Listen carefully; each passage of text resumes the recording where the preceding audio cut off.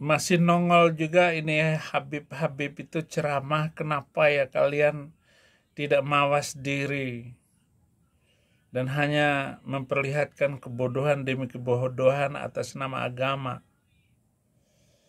Nggak ada yang benar ini kiai-kiai Arab ini, saudara-saudara. Apa katanya? Beliau itu di kuburannya ini sebelum meninggal dibilang, saya nggak akan pernah ridho siapapun yang lewatin kuburan saya. Jadi kalau ada burung lewat mati langsung. Saking hebatnya beliau. Sampai akhirnya ada satu habaib doa, Beb, ini nanti Hadromut Tarim akan banyak orang-orang datang untuk mencari ilmu dan berkah. Kalau antum nggak cabut sumpah antum, nanti mereka naik apa ke sini, akhirnya mati. Tolong dicabut. Akhirnya dicabut sampai gini hari, akhirnya nggak terjadi. Dulu itu terjadi. Kalau ada burung lewat, jatuh mati. Beliau itu di kuburannya ini. Jadi kalau ada burung yang lewat di atas kuburan Habib itu, burung jatuh mati. Saya belum pernah lihat burung jatuh mati itu ya. Kubur-kuburnya di mana itu burung-burung itu? Nggak tahu juga saya. Tapi begitu hebatnya itu Habib-Habib itu menceritakan kebodohannya itu dan kebohongan demi kebohongan yang dibuat atas nama agama. Apa nggak malu suatu saat akan ketahuan? Kenapa dia malu begitu? Kenapa nggak ada malunya sama sekali nih turunan Arab ini? Ya sama juga dengan nenek moyangnya, saudara-saudara. Nenek moyangnya itu bagaimana menceritakan? Dia naik buruk, kuda putih, berkepala perempuan cantik, rambutnya terurai bergelombang.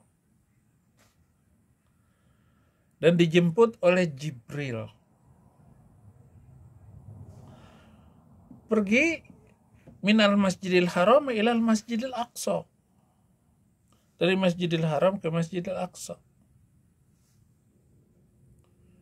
Padahal masjidil aqsa itu belum ada. Dia cuma ngomong doang, asal goblek, asal buka mulut. Asal buka mulut bahwa itu dari Masjidil Haram ke Masjidil Aqsa. Itu jauhnya kira-kira 1.607 atau 700 kilometer. Dan itu harus ditempuh minimal 2,5 jam baru sampai ke sana. Tambah transit. Tetapi oleh burung itu dilewati dengan kilat. Barkun, artinya kilat. Setelah sampai di sana, dia mengikatkan buruknya itu di sebuah pohon dengan kendaraan-kendaraan yang dimiliki para nabi. Dan yang hebatnya Muhammad lah yang jadi imam. Nabi-nabi itu mengimami seluruh nabi. Nah, menurut Islam, Nabi itu jumlahnya 100, kata Nabi Muhammad 124.000 Nabi. Entah pakai otak apa dia menceritakan jumlah itu. Sama dengan cucunya ini, bohongnya minta ampun. Kuburnya kalau dilewati burung mati. Nah ini burung Nabi ini namanya buruk. Kecepatannya seperti kilat, dan sampai di Masjidil Aqsa dia mengikatkan itu buruknya, padahal nggak perlu diikat itu burung, ngapain diikat? Memang ada tali kendalinya waktu itu ya, supaya lari kemana?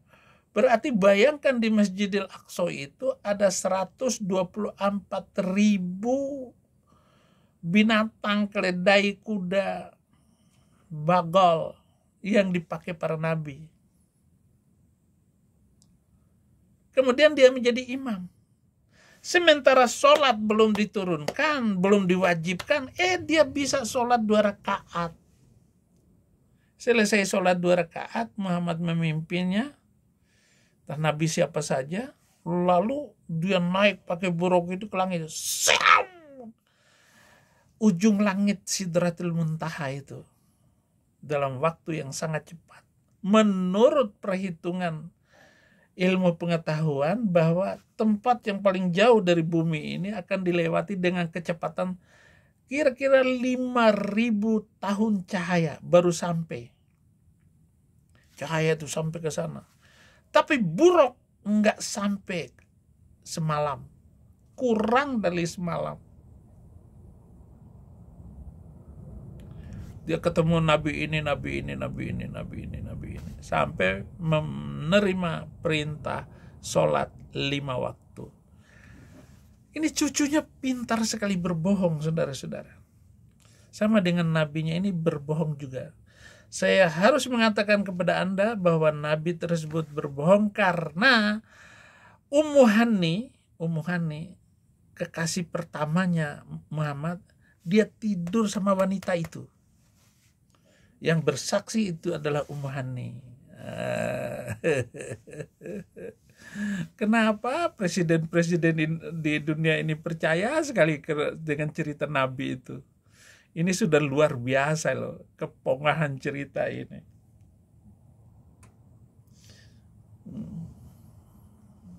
Al-Jufri Palu Al-Khairat, lambang negara Garuda. Siapa yang buat? Al-Habib Al-Syarif Hamid Al-Gadri dari Pontianak, keluarga baginda Nabi Muhammad.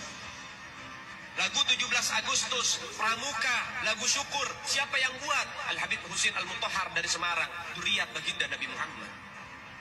Jadi Anda jangan berpikir, ini habaib di Indonesia jasanya apa? Banyak, itu yang baru kecatat. Itu yang baru ketahuan. Masih banyak lagi daripada keluarga Nabi Muhammad yang tidak mau masuk buku karena perjuangannya ikhlas karena Allah dan Rasul. Banyak, saudara. Siapa Imam Bonjol? Semua pasti bilang pahlawan. Betul apa enggak? Imam Bonjol pahlawan Indonesia bukan? Pahlawan nasional bukan? Sekarang siapa namanya Imam Bonjol? Al-Habib Muhammad Syahabuddin. Beliau habaib dari kalangan bin Syahab. Imam Bonjol itu bin Syahab. Masih daripada kakeknya Habib Rizik, saudara sekalian. Itu keluar. Kamu tahu Imam Bonjol? Dialah yang menghabisi 600.000 orang Batak dalam perang 1803 sampai 1833. 30 tahun Imam Bonjol masuk ke tanah Batak, sampai yang paling menderita itu adalah Batak Karo. Semua dicatat. Betapa mengerikan Imam Bonjol itu. Ya syukurlah kamu akui, bagus-bagus belaka. Tapi apa yang terjadi? Luka parah bangsa Batak. Itu yang dihabisin sama Padri, sama Imam Bonjol itu. Mulai dari Sipirok, masuk Tarutung, sampai ke hutan-hutan Silindung, sampai ke Toba sana.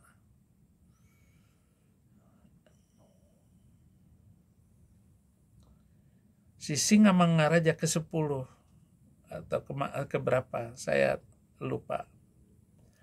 Tapi saya tahu itu si Singamangaraja ke-10 itu dihabisin oleh si ini Imam Bonjol, Tuan Kurau.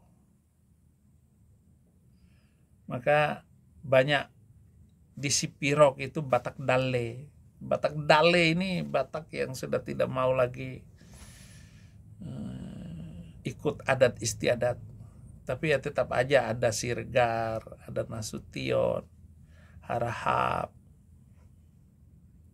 Itu adalah Batak-Batak cerdas, yang di Islam juga pun cerdas mereka.